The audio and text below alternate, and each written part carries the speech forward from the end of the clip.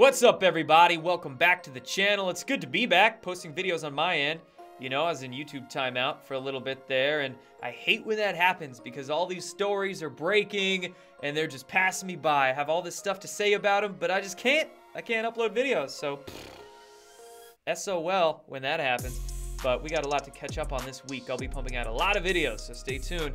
Anyway, as for this one, we're going to talk about Q's drops from today. They give us a handful of posts, and it's been about a week since Q's made any posts, so it's good to have them back posting again. We'll cover what they want to tell us today. And then as for the rest of the video, I want to cover some stories having to do with our president, Donald Trump, because the mainstream media, of course, is going full bore at him. The Atlantic put out just the worst, most absolute shittiest hit piece against him 5 days ago. I know it's a few days old, but it's important to combat that fake news. And they're still repeating it ad nauseum. Different outlets putting out different stories that are all just fake, based on nothing. So we'll cover that, and we'll also cover some comments that Trump made during his press conference yesterday about, number one, the military-industrial complex. Awesome. And then number two, I want to cover his comments on vaccines, because this is a very sticky situation. A lot of people are confused. Quite honestly, I'm a little confused, but I do have some perspective, some thoughts as to what could be going on with his warfare tactics on the vaccine front. So we'll cover that too. Anyway, sit back, enjoy the show, and grab your popcorn.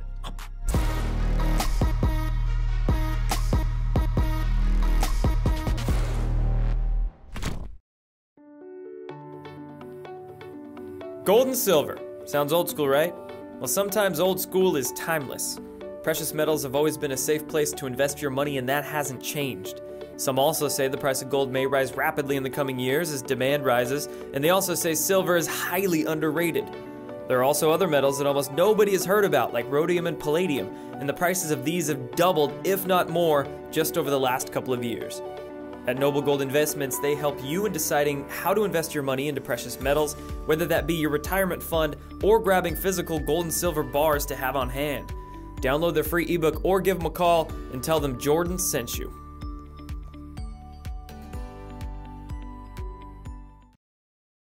All right, guys, starting off with Q's drops. We only have 4 of them to cover, just 4, but one of them is kind of a long one, and that's what we're going to start off with. Drop 4635. And Q redrops an old post of theirs equating the Antifa flag to a flag from a German resistance movement back during World War II time, 1933, paramilitary wing of the Communist Party of Germany. They called themselves the Antifaschistische Aktion, something like that. And then we have the Anti-Fascist Action of Antifa, the modern-day group. Same damn flag, same damn logo. Coincidence, Q asks. This was a drop from 2 years ago. And then in today's, Q then iterates to us, history repeats itself today regarding irregular warfare, regarding tactics deployed versus America, versus us. Compare and contrast them. There's a lot more comparisons than contrasting of what's going on. Then versus now. Then, Q says, methods of violent intimidation deployed by SA. Now, methods of violent intimidation deployed by Antifa? Pretty similar. Then, battles raged in the streets, book burning, flag burning, destruction, hate, anti-police. Now, battles raging in the streets controlled by the Democratic Party sympathizers, anti-republic. And we're seeing the exact same stuff. Destruction, hate, anti-police, flag burning, book burning. Most of that book burning these days is digital, but same thing. Then, physical assaults of political opponents. Now, physical assaults of political opponents? Now, one note, you might notice with these nows, you'll see a lot of question marks. I gather that's simply them posing it as a question to circumvent national security rules and regulations. Then, voter intimidation in national and local elections. Now, voter intimidation in national and local elections coming 11/3. Then, project anti-fascist platform. Reality, conform and obey strong-arm tactics deployed to silence opposing views. The anti-fascists these days, that's why Q says project, because it's pure projection. The anti-fascists are really using fascist tactics, actually. Then, radical anti-capitalistic platform, socialism. Now, same thing. Then, force economic destruction as recruiting tactic to drive enlistment rate. Now, same thing. Democratic Party, governors and mayors closing states, forcing economic hardships. COVID-19 is their excuse. Then, carry out unchecked street violence against Jews and Nazi opponents. Now, Democrat governors and mayors carrying out unchecked, deliberate non-prosecution, orders 24 hours released of all Antifa rioters. And you know that. We're seeing that in Portland, the DA there. We're seeing that with Soros-controlled district attorneys in typically Democrat areas across the country. When the rioters get arrested, the Antifa people, you're free to go. Or cash bail, get out, go cause havoc again. Thanks, DAs. Right here, use of propaganda by Nazi Germany. Use of propaganda by MSDNC and social media. Control of narrative, terminate opposing messages, censorship, and kill off accounts. Look at the propaganda from the mainstream media. Just go study how the Nazis did it, how Joseph Goebbels did it, with repetition, with smear campaigns, with the psychological projection, with the mass regurgitation from many different supposed authoritative sources. It's the same damn thing. I mean, just look at Operation Paperclip. Huh, go look into that. The Nazis never really lost. The Nazis never really went away. We'll discuss that more in a sec. Back to here. Soros' history. Oof. Assault on America. Ask yourself, why are Democrat Party leaders refusing to condemn the violence? Ask yourself, why are these party leaders refusing to seek a unified republic? It's never about the virus and always about the election. Was the Nazi Party ever truly destroyed and eradicated, or did the belief carry on and get redeployed? Dang! There's that question. Let's get more into that. Yes, Operation Paperclip. The Nazis never really lost World War II. They had the Nuremberg trials. They took out public names and faces, sure. But where did the rest of them go? Project Paperclip. Thousands of Nazi scientists and important figures were funneled. I mean, some of them are in the history books, admitted, but there are many others that did it covertly. But they were funneled into America in positions of power and industries of importance. So we're talking the pharmaceutical industry, medical industry. Lots of Nazis went there. That's why you're seeing our medical industry is tit for tat with what was happening back in Nazi Germany. I mean, what, Bayer owns Monsanto now? It's like old friends meet again. We've got the aerospace industry. Many people know that. Many Nazis went into not just NASA, but they also went to many private contractors as well in the aerospace industry. Then they went into media, and they went into the intelligence community. It's just, truly, learn your actual history. Don't learn the fake history, but learn your real history to see exactly what's going on right now. Okay, that's enough of that drop. Let's move on now to 4636. Q gives us some nice little inspiration here. They are being forced into the light for all to see. This YouTube link is just from a song. And then Q says, keep faith in humanity, keep faith in yourself. Light of the world. Right there. Next drop, digital soldiers fight back. Q gives us a redrop from a post from May. You are witnessing the greatest coordinated disinformation campaign to ever be launched against the American people. They then give us a tweet from Trump. This tweet's from 2 days ago, and it's basically Donald Trump saying the exact same thing that was in that Q post. Launched a massive disinformation campaign, the likes of which has never been seen before. What a coincidence. Same things being said in Q's posts and the president's tweets. It's almost as if whoever makes those Q posts talks to the president. What a coincidence. And then right here, Q says, digital soldiers, hashtag fight back. Fight back. Loyalists, patriots, where we go one, we go all. It's time to fight back. More important now than it ever has been, and it will ever be as well. So stand up, stand out, and make your voice heard, folks, not just on the internet, but in person, wherever you're at, keep fighting. And then this last drop here, and Anon says, we're kicking digital ass here. And Q says, modern day midnight riders.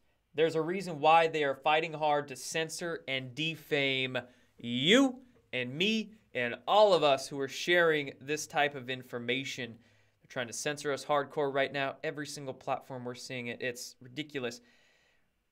Repeal Section 230. We're waiting.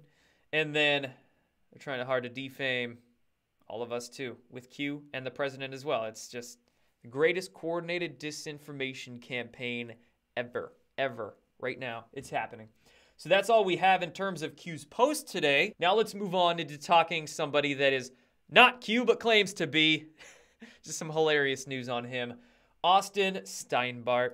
If you hadn't heard, yes, Austin Steinbart has been arrested again. This happened mid-last week, and then apparently we learned, here's the unsealed documents that were filed right after he was arrested. He was apparently taken in for violating court order in terms of alcohol and marijuana because of him abusing substances. He's not supposed to do that, according to the court, but he apparently violated that.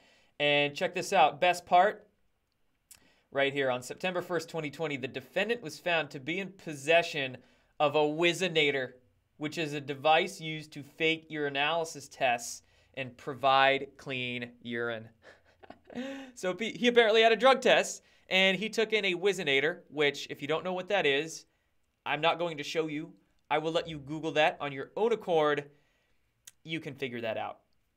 He took in the Whizzinator, the Whiz Kid here, and he got caught with it. And that's bad news. He actually has his court hearing for this today. Don't know how it turned out, but it's not looking good for him. It's not looking good for him, and it's not looking good for this documentary that I guess is still coming out. I mean, check this out. The first teaser trailer for Austin Steinbart's Q documentary came out today, and it's 2 minutes and 40 seconds of just literally a waste of your time. It's a terrible trailer. It's just a smorgasbord of a lot of random clips from the fake news and having to do with Q and all these sorts of things just like smashed together. And then we have some shots of Austin Steinbart like in a car or walking at the end. It's really, really awkward. And in fact, they used a quick clip of me a minute into this. I don't know why. I'm not happy with that. I didn't approve of that. It's pretty ridiculous for them to use a clip of me and Austin Steinbart's doc. Like, oh, look at that ratio too already. We'll see what happens with this. And in fact, one last thing on this, and we'll move on because I don't want to waste any more time on this. If you go to the website that they just put up for this Q documentary with the person that is not Q, it says coming October 2020, QAnon documentary. There's that trailer right there embedded. But look at this. Producer's note right under that trailer. I regretfully must announce that due to the continuing arrests of Austin Steinbart, I love how that's plural, arrests. Not one, but more than one. Due to the continuing arrests of Steinbart and the embarrassing popularity of the trending hashtag #FreeTheWhizinator, we may now be pulling the film's release indefinitely. We will continue to update the status of the film in the days ahead and send notifications through the link above. I think it's weird for them to put out a trailer for this and then the website for this if they're going to not release it. I don't know. That might just be some BS that's getting thrown our way, but I don't know. So anyway, let's move on now to discussing Trump and this absolutely absurd article that came out of The Atlantic about 5 or 6 days ago. It says, Trump, Americans who died in war, quote, losers and suckers.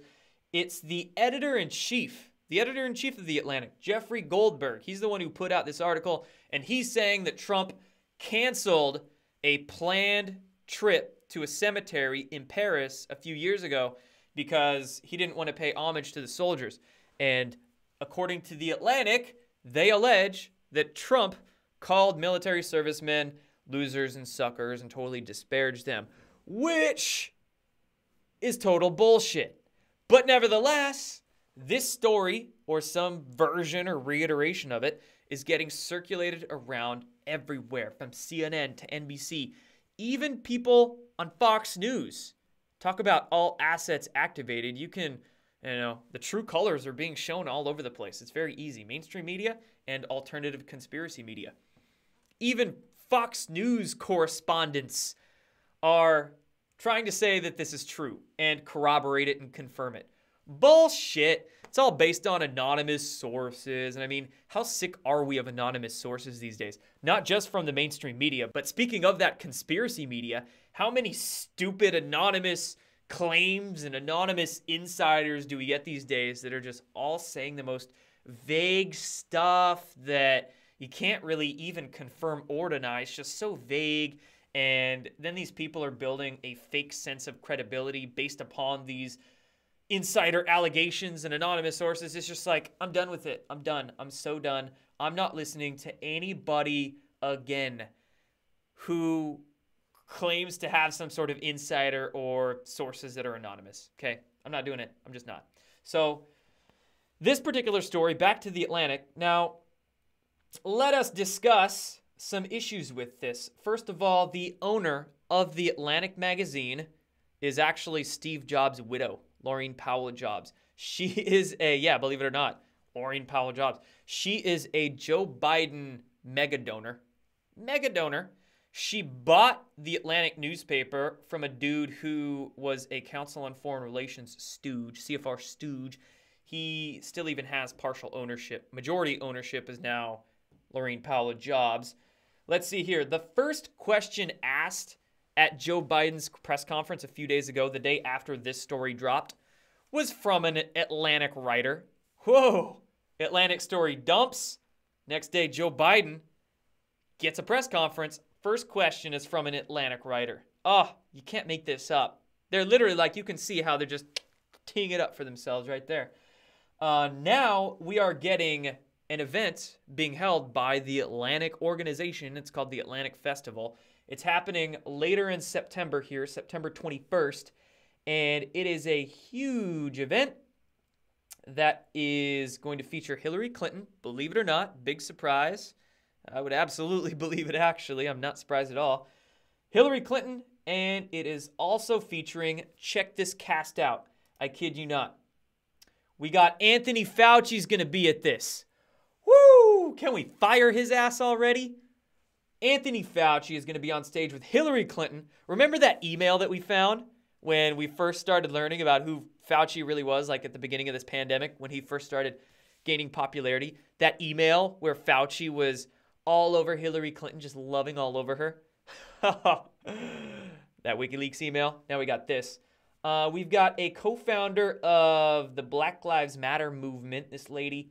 We've got the CEO of Delta Airlines. That's weird. Stacey Abrams. Oh, big surprise. Oh my gosh, Jeffrey Goldberg. He's literally the one. There he is, Jeffrey Goldberg. His name. Boom. Same guy. Big surprise is going to be at the Atlantic Festival later this month with Hillary Clinton. Then we have a bunch of just stupid sellout celebrities there at the bottom. So, wow, like clockwork.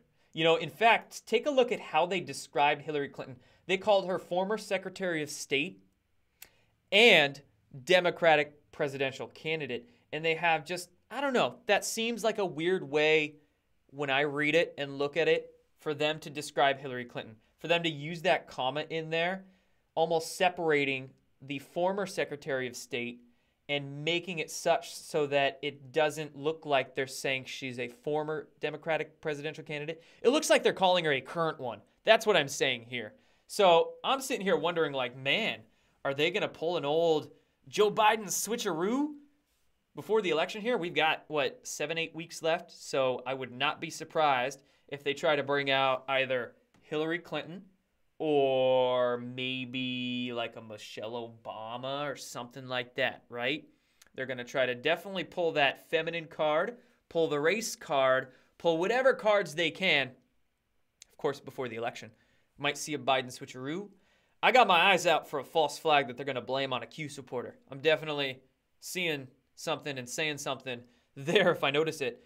And, oh man, like they could do all types of stuff. Like, I would not be surprised if we see something like this from the Atlantic again, or just from another outlet like weekly up until the election. They'll just use a new news organization.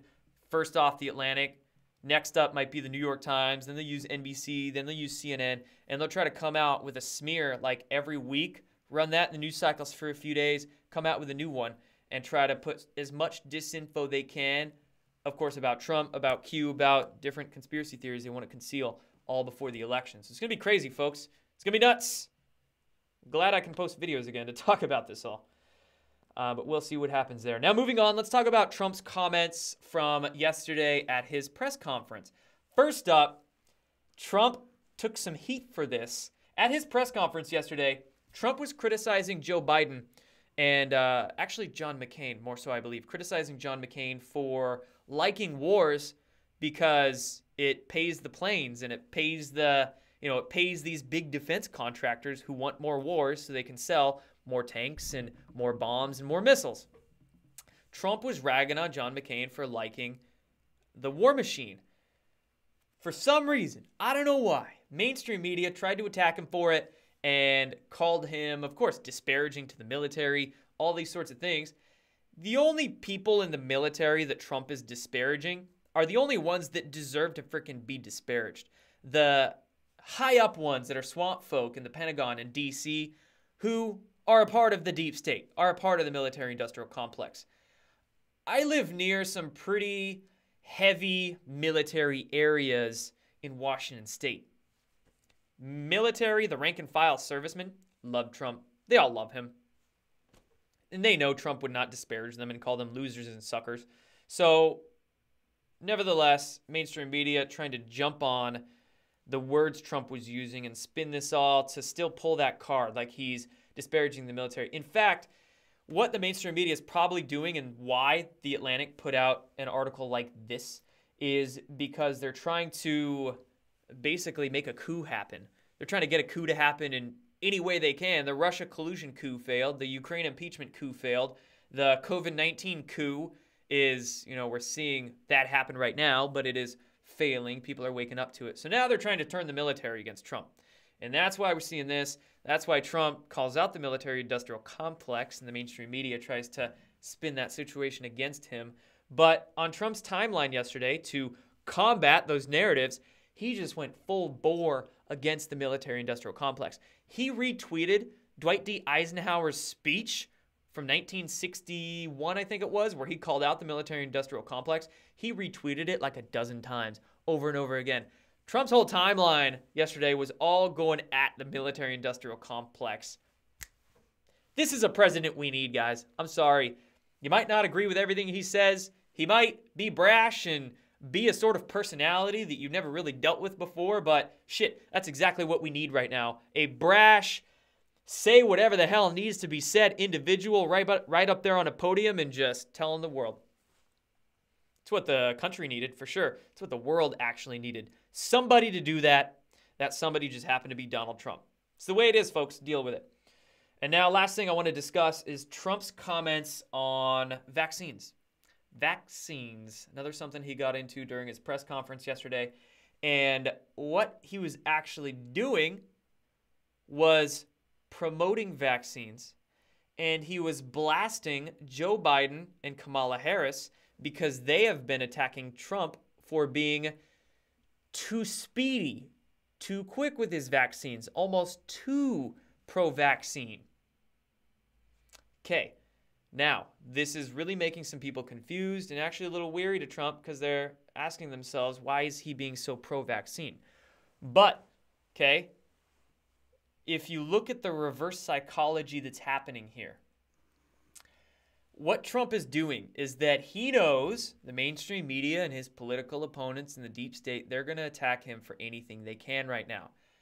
Trump and those strategists around him also know that the vaccine topic is one that is way too hot to come out to come out against. If Trump was to make the slightest hint of a vaccine skeptic type comment, mainstream media would have a field day on his ass. So, what are they doing? They're doing something that's absolutely brilliant. Trump is acting, in my opinion, I think he's acting when he's saying these things. He's acting so pro-vaccine. He's calling this thing Operation Warp Speed. He's saying we're going to have a vaccine out as soon as possible. We're going through these phase trials like that. He's going so pro-vaccine that his political opponents that are desperate to attack him for anything they can, They're going anti-vaccine just to attack him. Okay? Get that. With this reverse psychology, Trump is making Democrats across the nation start to be basically anti-vaccine, to question vaccines. Ha! How brilliant is that? How brilliant. I've mentioned this months before. I've actually kind of said this for a long time, like speculated. That's probably what he's doing here. He can't be anti-vax. He has to be pro-vax. So he's going to be so pro-vax that it's going to make people want to attack him go anti-vax, right? And you can kind of see it playing out here. You can kind of see that sort of speculation that I had begin to play out. That good old-fashioned 4D information warfare that's going on right now. Multi-dimensional chess. So, hey, I'll just say I'm not worried about the vaccine rhetoric at all. I could care less what Trump says. I could care less what anybody in the administration says. They don't have power over me. I'm still a free-thinking human being that has my own thoughts and my own judgment. I'm not going to take any of those vaccines, those big pharma poison pokes. They're all coming from big, probably corrupt corporations selling vaccines, all pharmaceutical corporations. How many of them have gotten grants or money from the Bill and Melinda Gates Foundation? Like the majority of them. Come on. You know, shoot, Trump should just hold a press conference and say that he thinks cancer can never be cured. Because what would happen? His political opponents, the deep state, they'd rush out all those cancer cures that they've been hiding for decades just to make him look bad. That's the game that's being played right now, folks. There's a lot of optics that are going on. There's a lot of, does he really mean that? Does he really mean that? What code or what symbolism might be saying in the words from that politician or that person? It's crazy right now. Anyway, thank you guys for hanging out with me here for a little while, watching this video. Remember, you can subscribe to jordansather.tv to watch these videos ad-free and to also support the journalism work that I'm doing. It's just $5 a month. You can also find it on Roku. Search Destroying the Illusion on Roku to find it there. And if you want to support more than that, you can look at Patreon, and you can also look at my supplement brand, Conscious Strength, at consciousstrength.net. Links for all that will be below in the description. Again, thank you guys. I'll be seeing you soon.